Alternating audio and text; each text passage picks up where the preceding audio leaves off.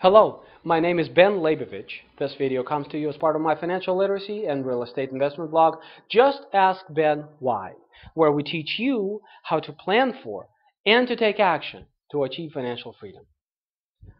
My thesis for today: saving doesn't work. In our economy, saving doesn't work. Let's talk about this. First of all, let's define buying power of money. What is the buying power of your dollar? It's how much stuff your dollar buys. Let me give you an example. Earlier today, I was in the store. My twins are 2.5. For about the past 2 years, I've been buying the same kind of cheese because everybody in our family likes it. More specifically, my kids like it. So I've been buying the same kind of cheese. When I started buying this cheese, I could buy it for $2.99. Do you know how much it was today in the store? $6.50. It's been going up and up and up over the past 2 years. Now, let me ask you this. Why? Does it take twice as many cows to produce twice as much milk to make this cheese all of a sudden? Does it take twice as many workers working the machines at the factory to produce a pound of this cheese? No, the answer is inflation. What is inflation? Let's talk about inflation. Inflation is inflating something. So, monetary inflation is increasing the supply of dollars in our economy. This is how it works, guys. Think of our economy as a certain number of dollars chasing a certain number of goods and services. Okay? So, you have a certain number of dollars here. You have a certain number of goods and services here. Everything is in balance. Now, suppose that the number of dollars over here increases, but the number of goods and services that the dollars are chasing doesn't increase. What happens? Well, first of all, by increasing the number of dollars in the supply, you are diluting the value of each of the existing dollar. First of all. Second of all, because there is more dollars here, the prices go up on all the things that you use dollars to buy. This is what's happening to this cheese.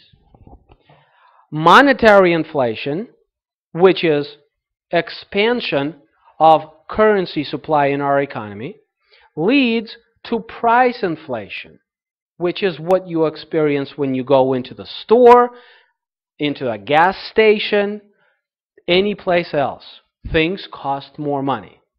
Okay? Now, why is my assertion that saving doesn't work? Well, does it seem logical to you that if you are saving for use sometimes in the future, some money in your retirement, if you want to make sure that you have some money, it's not so much the money that's the matter, but it's the stuff that money has to pay for.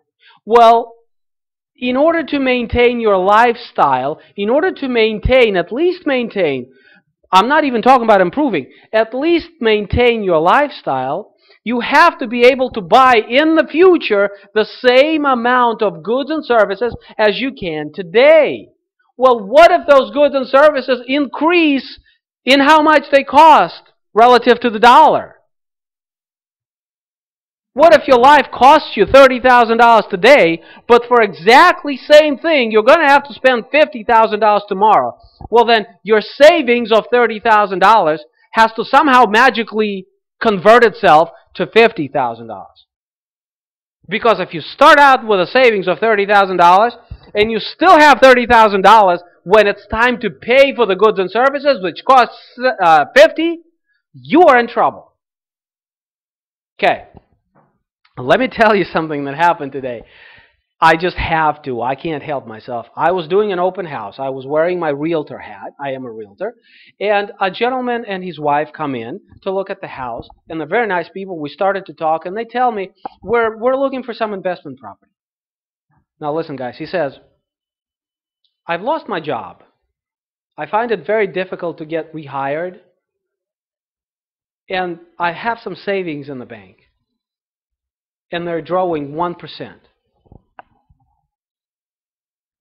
So he says, I would like some cash flow for some income-producing property because I'm not doing anything with my savings. Let's do this math.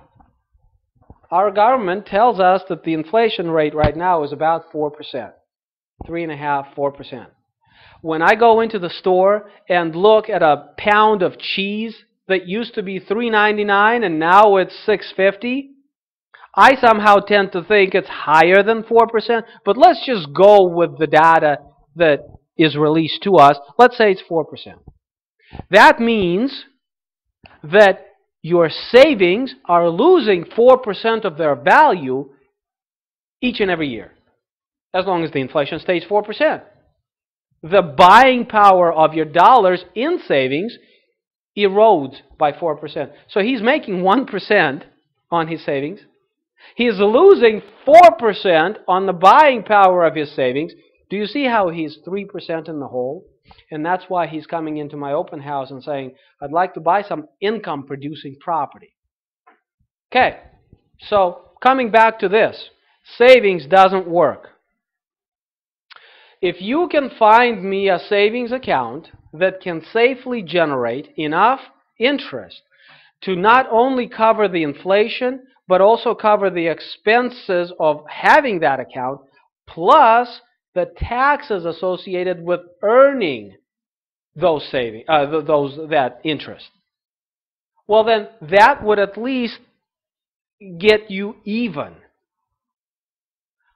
Ultimately, in order to grow $30,000 of today money into $50,000 of sometime in the future money, we have to invest at a higher rate of return.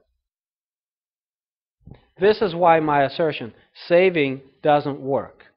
And it's the savers who really get hit in our economy because their buying power of their money erodes. They feel they have this $10,000 in their mattress.